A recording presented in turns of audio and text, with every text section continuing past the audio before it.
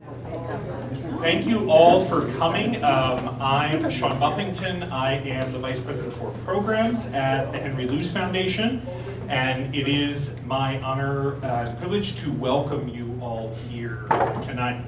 I wanted to start by acknowledging that the land politically designated as New York City, on which this building stands, is the homeland of the Lenape people, Lenape Hoking, who were violently displaced as a result of European settler colonialism over the course of 400 years.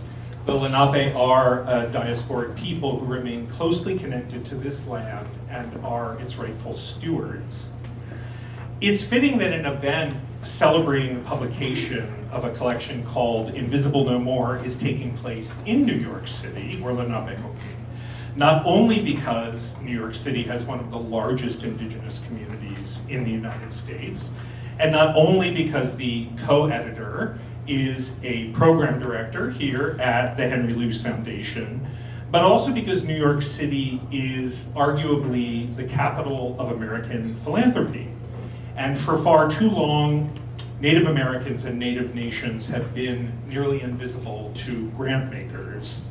Less than 1/2% of American philanthropy.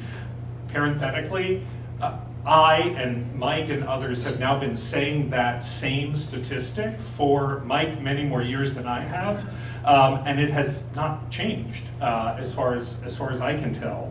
So less than 1/2% of American philanthropy goes to indigenous causes, and a very small proportion of that funding is controlled by indigenous-led organizations.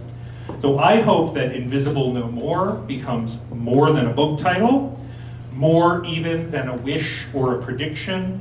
I hope it becomes a clarion call for the launch of a new movement in philanthropy, a movement to fund indigenous organizations and causes, and more to put resources into the hands of indigenous people to make their own decisions about how to invest in their communities and their future. Now, I would like to introduce Mike Roberts. Mike is a citizen of the Tlingit Nation and president and CEO of First Nations Development Institute. First Nations is a leading proponent and defender of indigenous sovereignty and self-determination in the United States, and a staunch advocate for Indian country with foundations and other funders. First Nations was the organization that originally conceived of the series of articles that became or sparked Invisible No More, and brought that idea to Nonprofit Quarterly. I should also say that Mike was one of the Luce Foundation's original advisors when we began trying to do work with Native nations. And First Nations continues to be our largest and most important partner here at the Luce Foundation. So it is my great pleasure to introduce our friend and partner, Mike Roberts.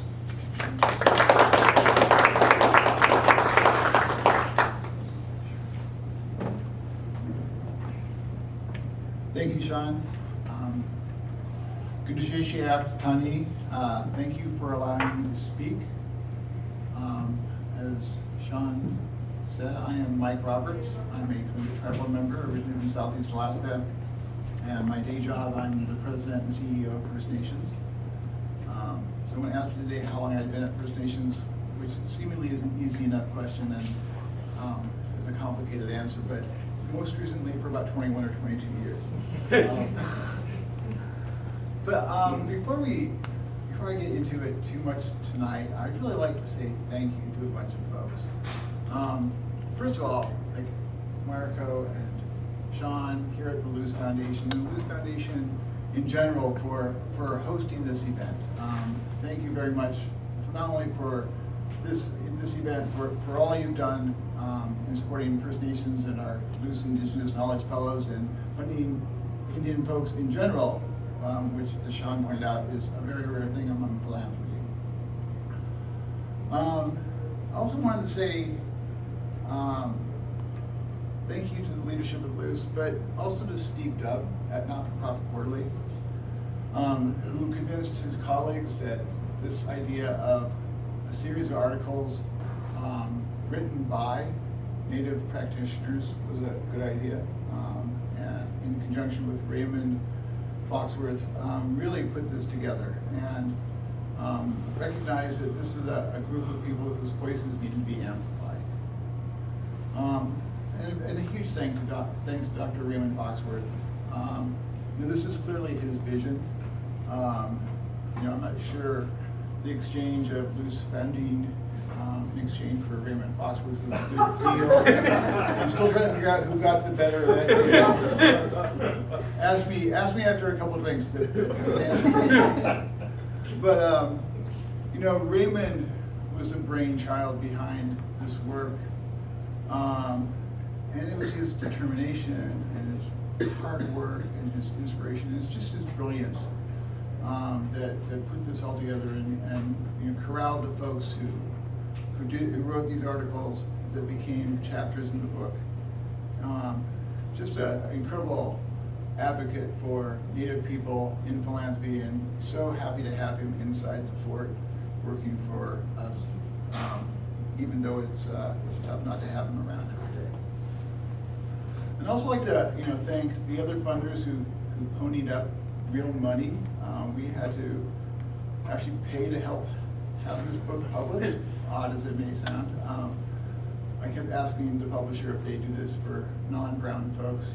They didn't like that question. But there's folks who stepped up and helped us meet the dollar amount we needed to get this thing over the finish line, and that was pretty incredible. So a big thank you for all those folks as well.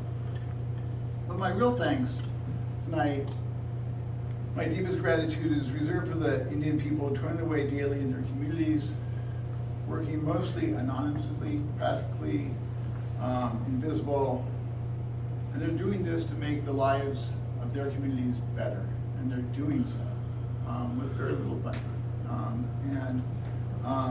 We get to hear from a few of them in the chapters of this book. These are the voices that Ray and the folks at First Nations knew needed to be heard.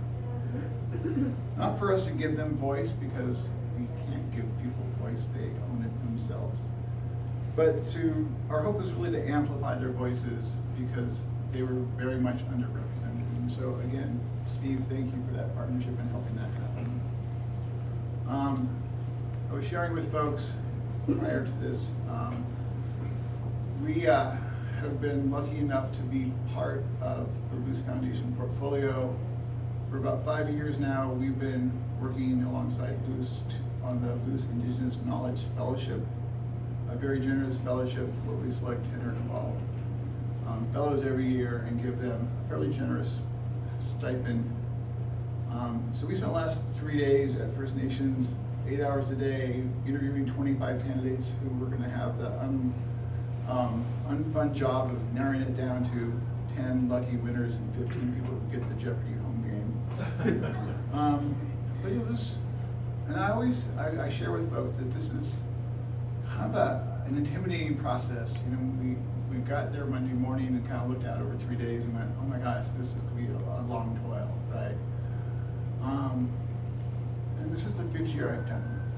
And I'm reminded at the end of those 3 days how incredible this opportunity is, that we get to have conversations with 25 individuals who are telling us that for a mere $75,000, they are going to change the lives of the people in their communities for the better. And they are. And it makes us wish we had a few more $1,000 to fund these, but we're excited about the work they are all going to do, and it makes the task of the selection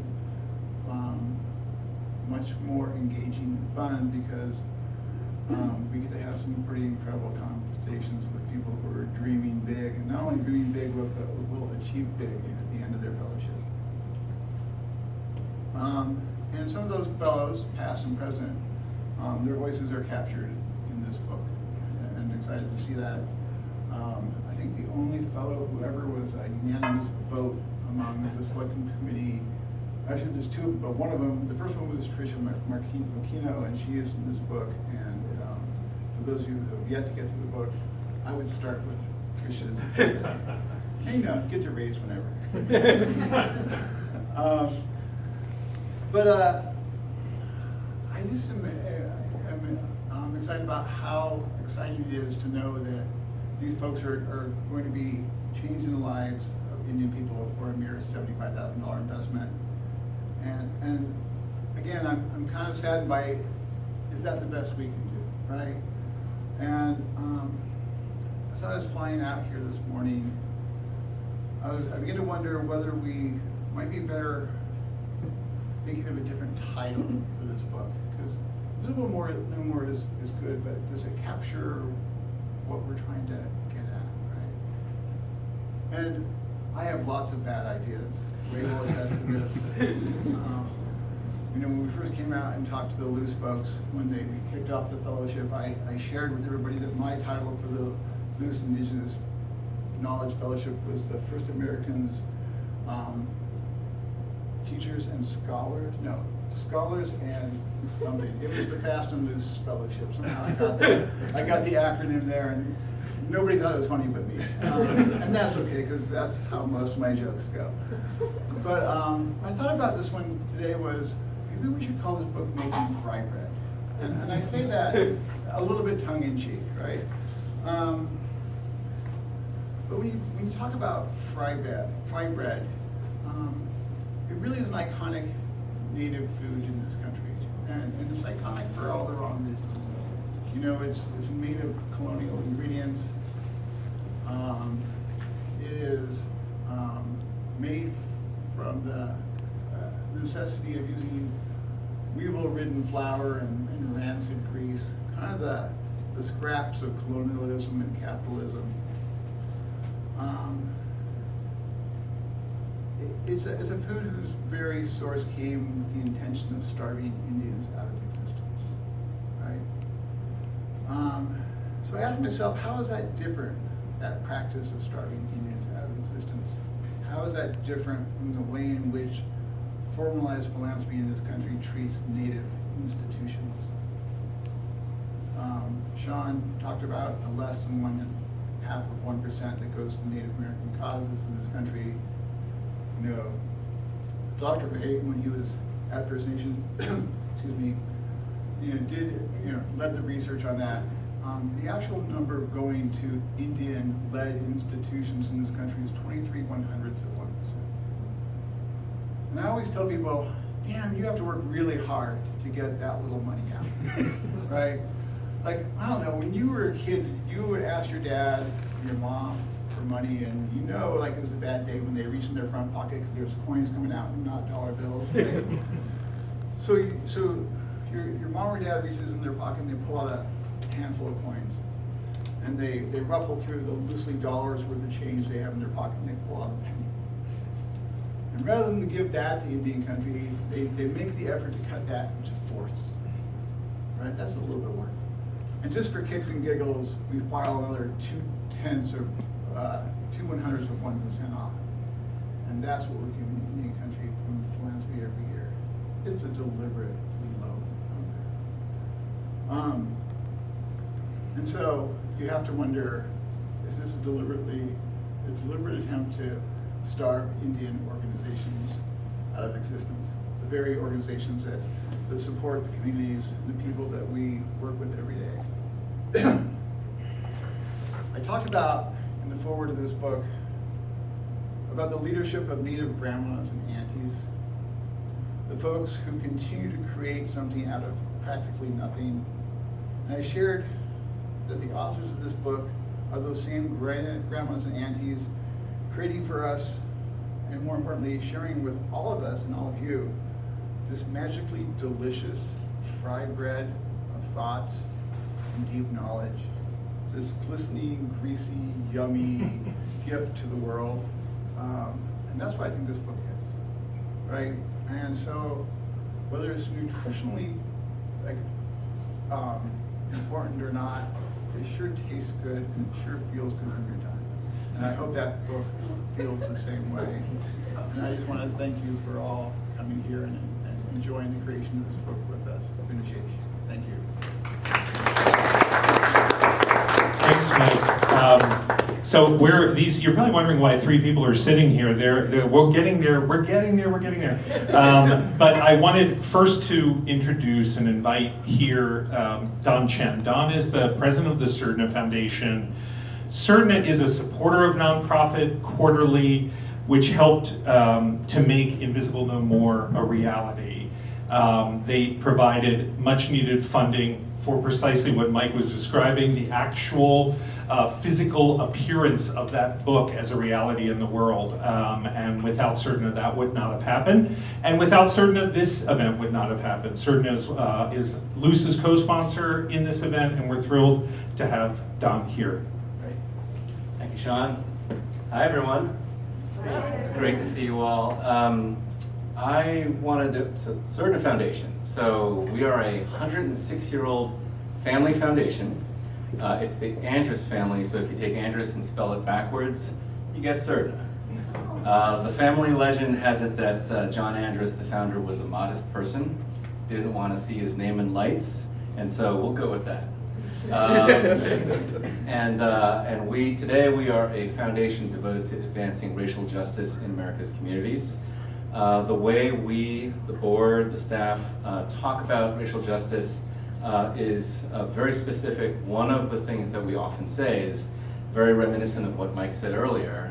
We try to amplify the voices of folks who have previously not had as much of a voice in the public square and civic life in their own communities, in some cases in this country. And so it's an honor for us to partner with Ray and with First Nations and with NPQ and the Henry Luce Foundation to be able to make a contribution towards that. As a person in philanthropy, I want to especially commend the Luce Foundation, Mariko, Sean, the whole team here for dedicating an entire program to Native American issues. So chipping away at that 23, what is it, 23? 1/100ths of 1%, yeah. Making that bigger. So I really admire what you all have done here and hiring Dr. Ray, as I just heard you called. It's pretty cool, Dr. Ray. To lead that initiative is great. I'm also just so delighted to, Steve and I have known each other for how many years? 25 maybe? Maybe 50, okay, some couple decades. And so it's great to partner with you on this, because originally so many of the essays in this wonderful book appeared in Nonprofit Quarterly, which is really the place to go if you want to read what's really happening on the cutting edge of thinking about nonprofits, about philanthropy, and about social change. Last thing I'll say is that I haven't read the book yet, even though we helped with the book buy, but I just love this cover. Isn't this the greatest cover ever? This is going to make the book just jump off the shelf, and I hope we all buy copies for our Christmas gifts and holiday gifts and everything that comes in the next month or so. So with that, I'll hand it back to you, or I hand it back over to the... Okay. Yeah, I don't think I got one. Oh, all right. Thank you.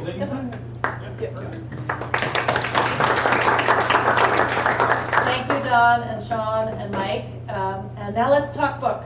Or as Mike and I were saying just before we started, volume 1. So let's talk book. I want to ask the two of you, and maybe we'll start with Ray.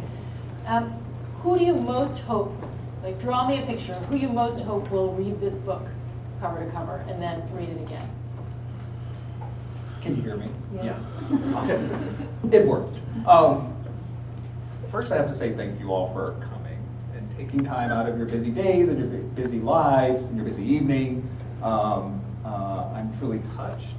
This is one of those projects where I thought we would throw it out there into the world and it would do what it did. So having you all here really is touching, so thank you. In terms of who should read the book, Steve and I had to talk about this a lot in terms of putting the book together. The original essays were really about philanthropy, trying to stimulate conversation in philanthropy and stimulate conversation in the nonprofit sector. And I hope people in the sector, both philanthropy and the nonprofit sector, read the book. But I also think the book is, it's an interesting collection of essays beyond just philanthropy and the nonprofit sector.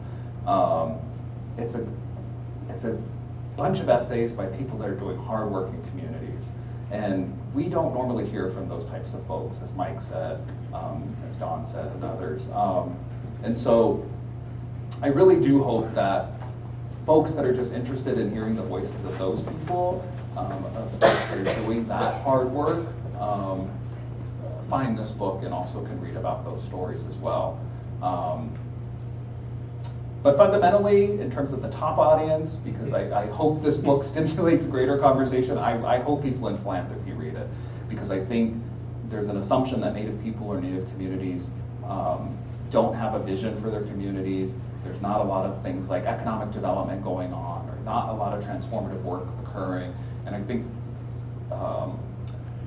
this book speaks back to that, those stereotypes, that misinformation, those racist opinions of Native communities, and shows just the wonderful work that's happening in communities led for and by Native people. So.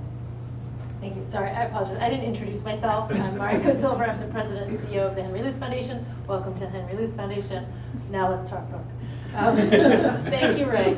I wanted to ask you both, actually, too, when we were doing a little prep this evening for this conversation, we talked about, while it's the book is helpfully set up as short essays, short pieces, so you can kind of dip in and out, that if you read the whole thing, in whatever order you read it, if you read the whole thing, it is really an invitation into a way of thinking. It's not just snippets about particular sectors or subsectors. It really is an invitation into a reframe of philanthropy, yes, but also ways of thinking about social problems, human challenges, non-human challenges that confront us. And I'm curious for you to talk a little bit from the Nonprofit Quarterly point of view, why it was important to publish this as a book in addition to publishing the pieces that might appear in a regular issue of NPQ. Yeah, I mean, I think there's a number of reasons why it was important. And certainly I would second, I hope it gets read in philanthropy, but I actually hope it also gets read more broadly in public policy, for instance. So, because, just a point I've made before, but the amount of resources that go, well, if you remember, wasn't there a pandemic a little while ago, something like that? Yeah. So there was 70 billion that came from philanthropy, 5 trillion from the federal government. So, public policy matters. I hope this book, provides an audience to really, as the title says, to make sure that Native Americans are invisible no more. So that's one reason for the book and why we thought it was important. I think too,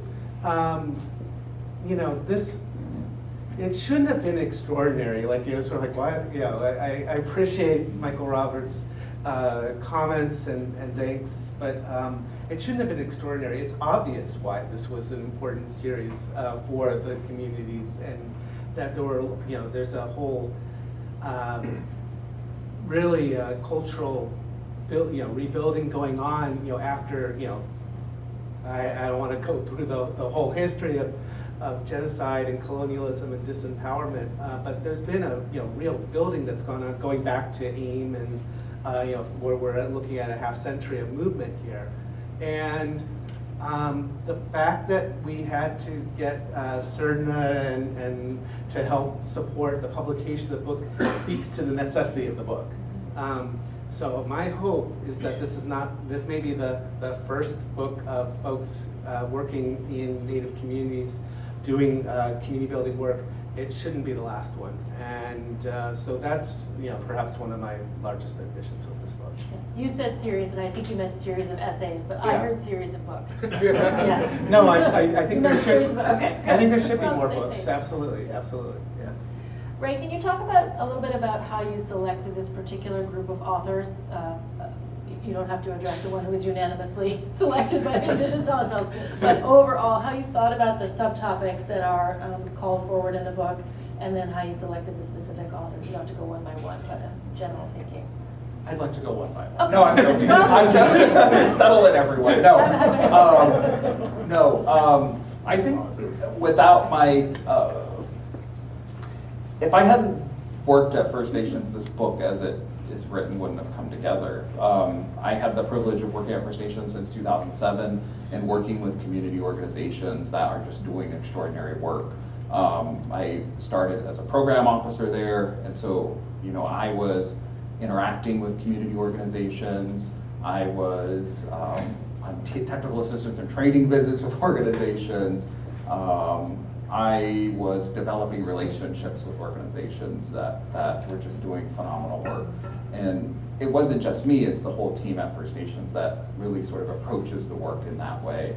And so having that one-on-one experience and those relationships with folks, it actually wasn't hard to curate a list of people who I thought, first of all, had something to say and a perspective on the world and their work.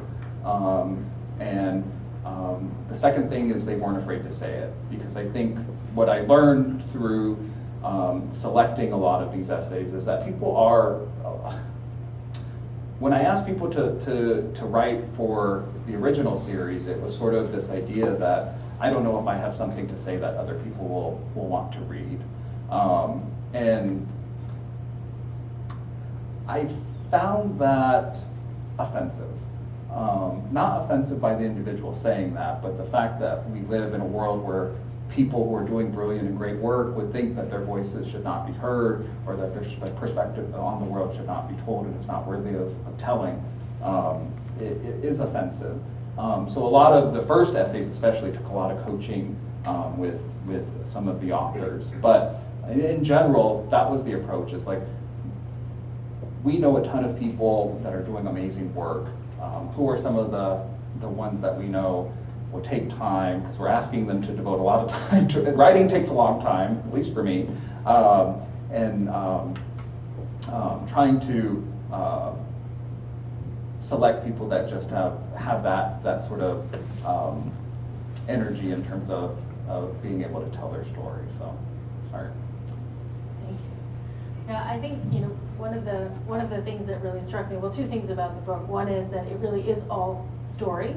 There's so much, or I'll put it the other way, nobody's pulling any punches from what I can tell, right? I mean, I think the two of you as editors really did a great job, it sounds like, of encouraging people to say what they really thought about philanthropy, which can be hard, not just for Native communities, but for anyone who's coming from money philanthropy. I think one of the things that when I came into philanthropy, I felt like I'd come into a soundproof room. I was like, well, who's going to tell me what is a bad idea, right? Who's going to tell me what's a terrible joke, right? How are we going to know, right? And I think having, first of all, incredibly important to have venues where, whether it's a book, it's Nonprofit Quarterly, to have publications and venues where there is that kind of truth-telling, because otherwise how are we ever going to get better as a collective?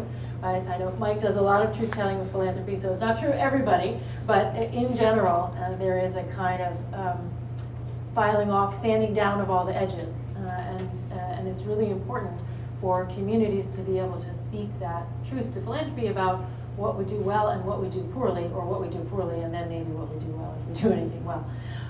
But I think one of the things that really struck me in here is no one says it quite directly, but there is a sort of collective feeling across the essays of saying to philanthropy that instead of having open ears, we have narrow sights.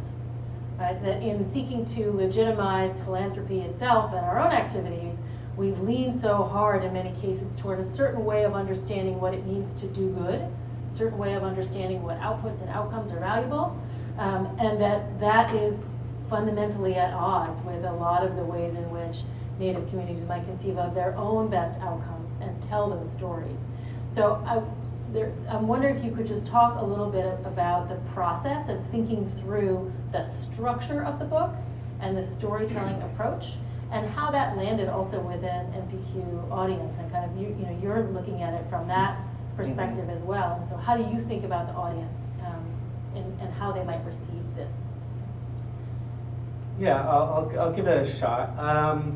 So I think one of the, so I wear different hats, but I'm editor, senior editor of Economic Justice and Nonprofit Quarterly, but I'm also thinking about like a lot of the environmental justice essays in the book.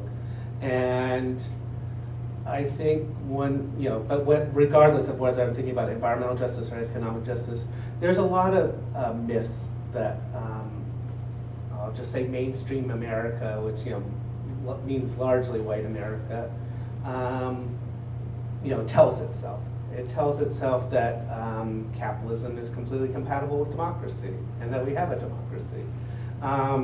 It tells itself that that resources are to be exploited and developed, and there's not a reciprocal relationship between people and resources and people of the planet and what have you. And that's led to some very horrible consequences. We see the challenges that are happening. I mean, Hurricane Sandy happened here a decade ago, right? I live in Boston. I was joking, we were talking about like going out to dinner in Seaport. It's like, yeah, that'll be gone in 20 years.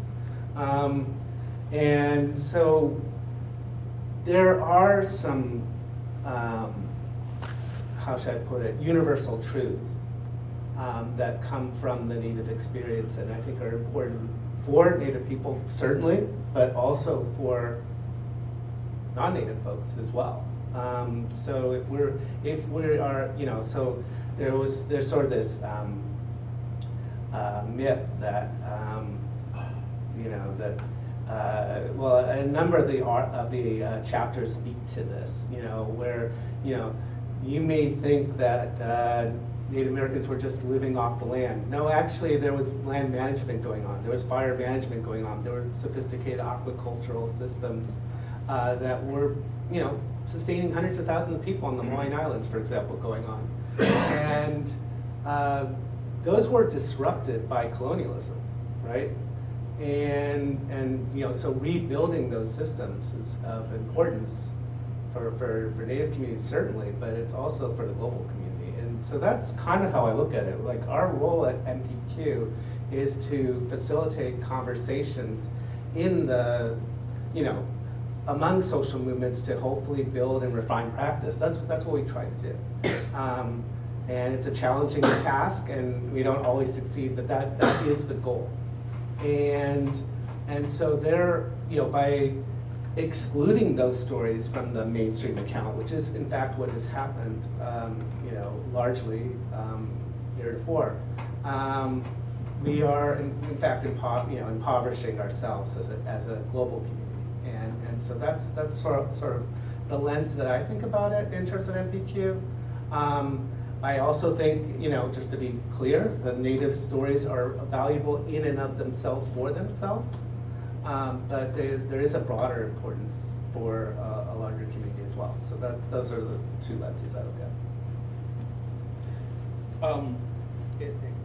In terms of the structure and storytelling approach versus, I'd like to tell you some great story about the level of thought that went into this and planning, but it wasn't that. So I'll just so you know, there's 4 sections of the book. The first is really a short section where authors are writing and speaking directly to philanthropy on issues around fundraising, data and evaluation, and so on. There's another section. The other 3 sections are really uplifting community-based work, and these authors are talking about their work from their own experience, and talking about, when you read it, it'll be the great innovation taking place in their communities, and they're just telling their stories, and they're just telling the work that they're doing every day. I think it was happenstance that it came together in terms of all the themes, the similar themes that emerge across stories in terms of some of the valuable lessons that are being, that you can learn from indigenous knowledge and Native communities. It kind of just happened naturally. And that was wonderful and great. And I probably should invent some creative story about like how that was intentional. Kind of like, you know, the discovery of America. I discovered this approach, but that's really, it was, I think it is rooted in a form of telling, of allowing people to tell their own stories and sort of their views of the world. And it just happened naturally. Thank you. Ray, I didn't warn you that I was going to do this, and it's not from your section of the book, but could you read a paragraph from the book for us? It's from the chapter 2 essay. Thank you. Thank you very much.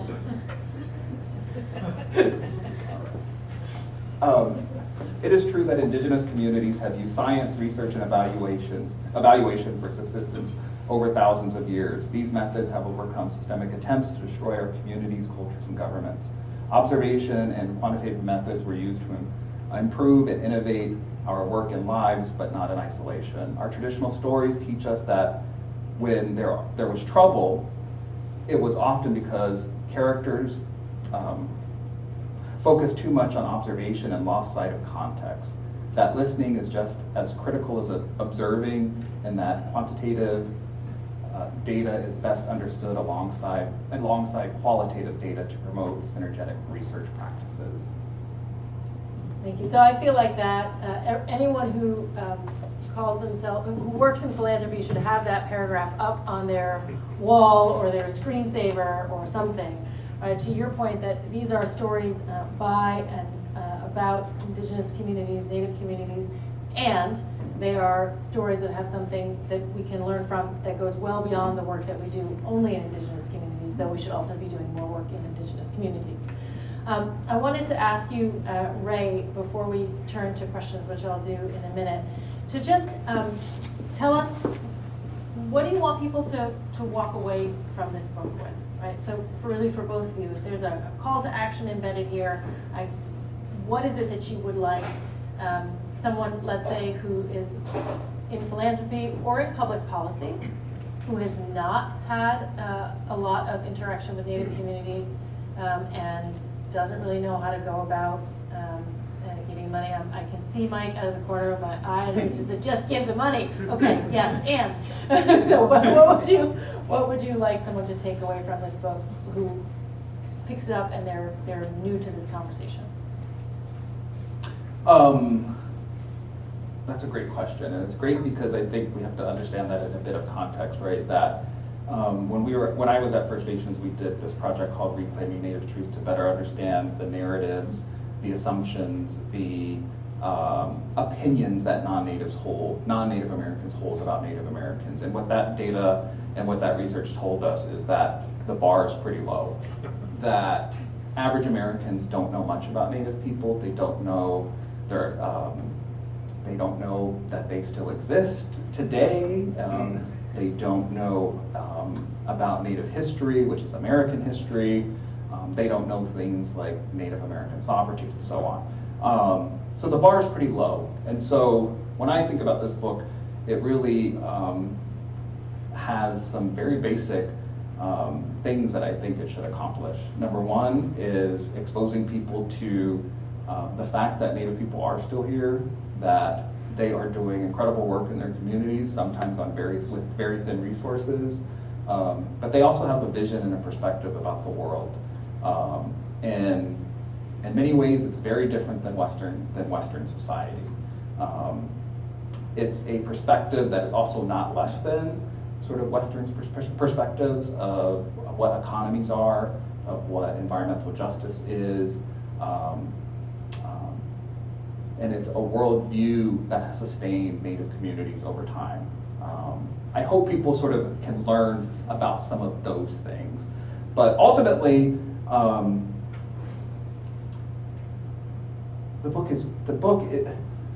come from First Nations where I would just say these things at meetings or in snotty little articles in Nonprofit Quarterly, and I would throw stones, throw pebbles, throw brooks at philanthropy, and like walk away and say like, hopefully that does something to the sector, provokes something. I don't know.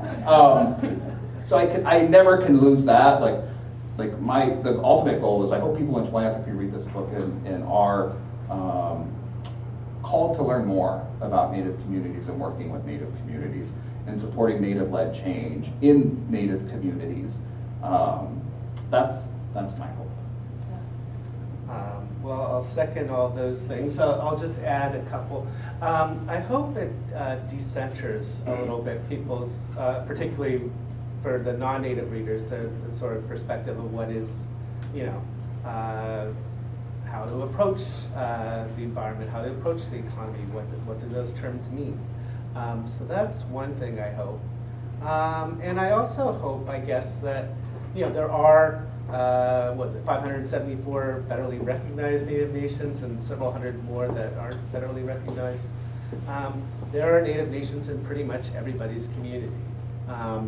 And so I hope that folks reading this book and being exposed to some of the cultural contributions, knowledge, practices of Native communities actually take it upon themselves to reach out to folks in those communities and actually have conversations and learn more. So that would be a hope beyond just the world of public policy, but to actually break down the, because it is true. Like I even put in my introduction, like there was this, NewsHour story a few years ago where, like they were talking to these high school teachers and like the students didn't believe that Native Americans were still alive in the United States. So there's definitely a need to break that down, and of course the census shows that the Native population increased at a more rapid rate over the last decade than any other demographic. There are plenty of Native Americans in communities across the country, and it's time for folks who aren't Native to learn about that and actually meet folks. Thank you. Yeah, I think the book is a beautiful example of a piece that is both pulls no punches and is an invitation. It does both of those things beautifully. So I hope all kinds of people will pick it up, even people who just are attracted by the cover. Do you want to say anything about the cover art, Ray? The cover art is by a Navajo artist named Craig George. Besides all the beautiful words inside the book jacket is also just beautiful, so I agree with Dawn. You should read about the cover image in the blurb on the back. So it's a touching, great image. That's all I'll say. Thank you. So now I wanted to open it up to questions and thoughts from the audience. Hi, my name is David Bornstein. I'm with Solutions Journalism Network. Just love if there are any stories from the book, from the chapters. It sounds like there's a richness of storytelling in the book. Maybe a little bit of a taste of that. I can think of two really quickly, a few really quickly. Tricia Mokino, who is a Luce Indigenous Knowledge Fellow, writes a story in the first half of the book, and it's called Let's Talk About Fundraising, a Perspective from Cochiti Pueblo. And she talks about her efforts to create a language immersion school in the Pueblo of Cochiti, and the challenges and the barriers that were presented by philanthropy in terms of trying to raise money for an education system, for an education institution in that community that would center Native values, Native worldviews, and Native languages. And she highlights her interactions with philanthropy in terms of telling them that basically that's not a legitimate form of education. That's not a suitable form of education in terms of what we should be investing in as philanthropy. And she talks about how she had to not only just fight against that, but also put that aside in terms of her efforts to raise money, because she didn't let that stop her. The Curated Children's Learning Center is a great institution now in Cochiti Pueblo that offers language immersion courses to folks in that community and beyond. There's another story by Tricia Watson. I will not say her Hawaiian name because I will butcher it, but she talks about the history of Hawaii in terms of in terms of colonization and the diminishment of not only land, natural resources and so on, and how Hawaiians are trying to, Native Hawaiians are trying to revive traditional agricultural practices, aquaponics, fish ponds, and so on. And also how they're struggling and fighting for land, for basic housing, and sort of talks about the interrelationship of those things in the Hawaiian context. The other I'll mention is Heather Fleming. She is with Change Labs on the Navajo Nation, and she talks about their work to work with Navajo entrepreneurs on the Navajo Nation.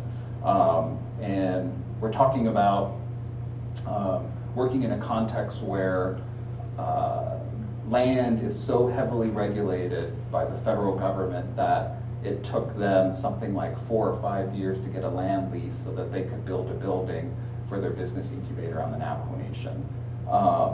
And so she in that book, she talks about a study they did, for example, that uses World Bank indicators in terms of looking at how hard it is to create businesses in countries, and they adapted that to look at their reservation. And they would be by far, if they use the same standards, the hardest place to create a reservation community, or the hardest place to create a business in the world, just because the land is so heavily regulated.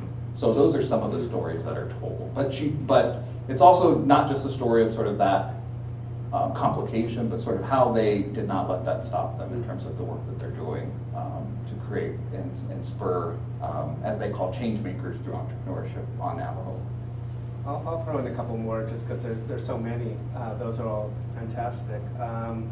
There's a chapter by Anita Lucchesi. She's formed something called the Sovereign Bodies Institute, and it's talking about Standing Rock, but you know, and really providing a link between the movement for environmental justice as well as the movement for gender justice and the campaign to protect and stop missing and murdered Indigenous women and the organizing around that. So I found that to be a really powerful story. And then I'll throw in also chapter by Lakota Vogel. She's at Four Band Community Fund in Cheyenne River Sioux in South Dakota, I believe. And she talks about, we know this, but we forget. So a lot of even on, when there's reserved lands, these are lands as it's structured legally, held often in trust. And of course the trustee is the Bureau of Indian Affairs, in other words, the federal government.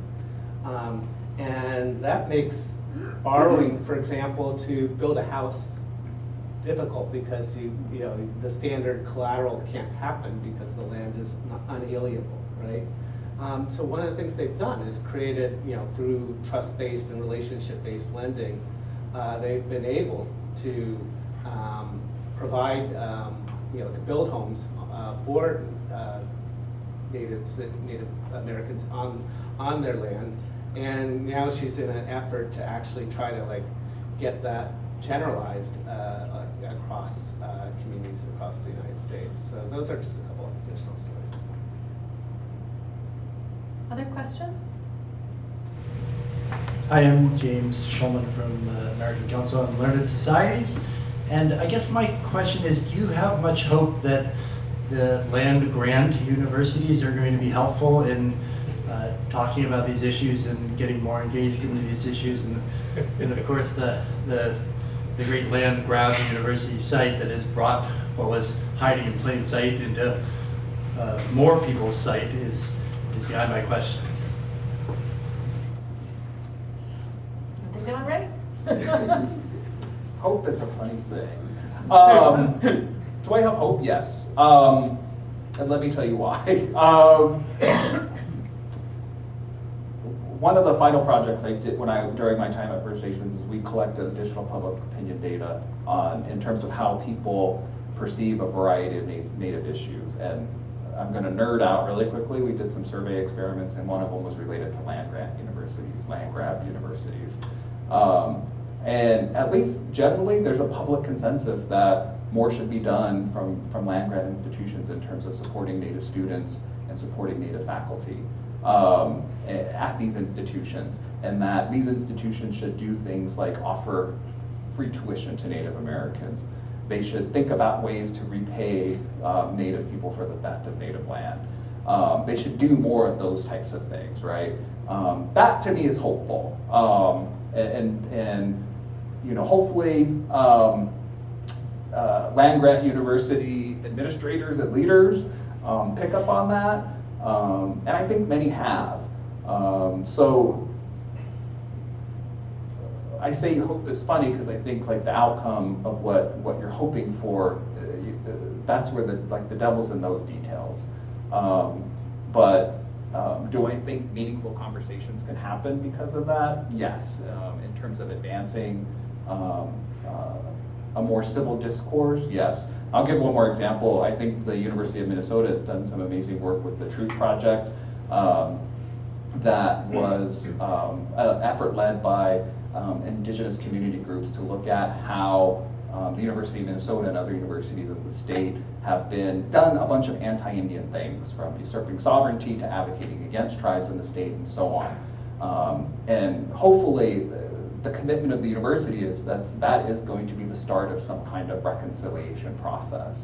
And hopefully that's true, and hopefully other universities also can use that as a model to do other work in that area as well. So I think we all have to be hopeful.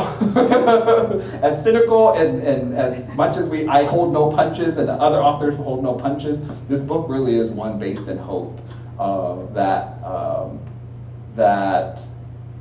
there will be a better tomorrow. Not just in terms of like the work in Native communities that actually settler society will also do their part in terms of remembering, acknowledging, and supporting the first peoples of this continent. You know, I don't think I have much to add to what Ray said, but I'm curious. James, I don't know if you know anything about this, but like there's a trade association called the Association of Public Land Grant Universities. Goes by APLU. And I'm curious as to whether there's been any response, or if you're aware of any response that there's been to that whole land grab series, which has obviously been huge. It's hugely important, hugely influential. But I don't know if it's gotten there or not. But I'm curious if you have any familiarity with what response there's been. I guess my sense from afar is that there's interest at the very top because of the sort of politics and optics, and and hopefully some sincere belief behind that, and there's certainly interest among students, and so there's hope that from the bottom up and the top down that can get into the almost immovable infrastructure of the bureaucracy of those universities. But those pressures, it's good to have both of those pressures, and as I think more hope now than and signs of hope. But I think awareness is being raised, so that's a start. Yeah. Other questions for Ray? Yes, Don in the back. One thing that has made a deep impression on me over the decades is the solidarity and the power building of indigenous people across nations and continents. And I know this book focuses primarily on the United States, but there's so much leadership and creativity on issues like narrative change and solutions to climate change and so many other major topics that I'm wondering, if you can look forward now that this book is out and these messages and stories are out, what's next? Henry Luce obviously works in the US and Asia. What are you cooking up? I think that's an invitation to at least the next book in the series, but maybe more. Well, I will say one part of what's next. When I was also at First Nations, I curated a series of articles on justice, and First Nations has started rolling those out this month. So it's about 16 essays. One of them is on land grab in universities as well.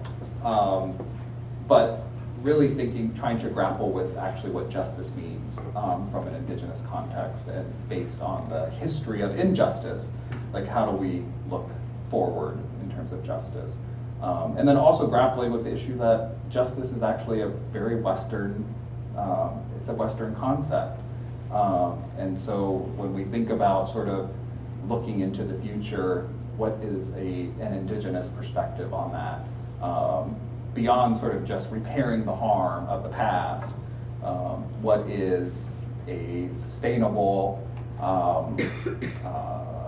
way forward for both native folks and what I will refer to as settlers.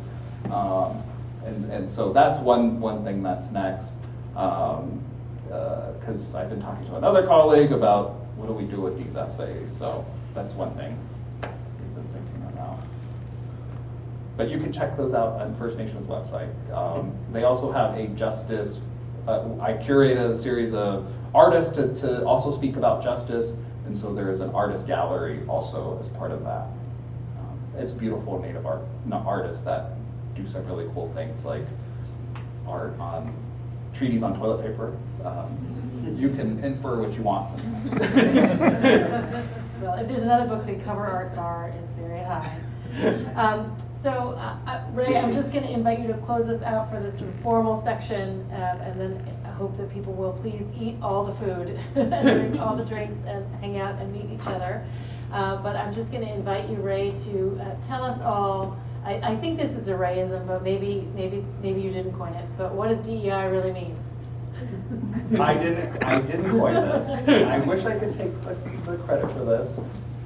Mike actually came up with this. DEI, you know what that means in philanthropy. In the Indian world, that means don't exclude Indians. So I just want to say again, thank you all for coming and spending some time with us this evening.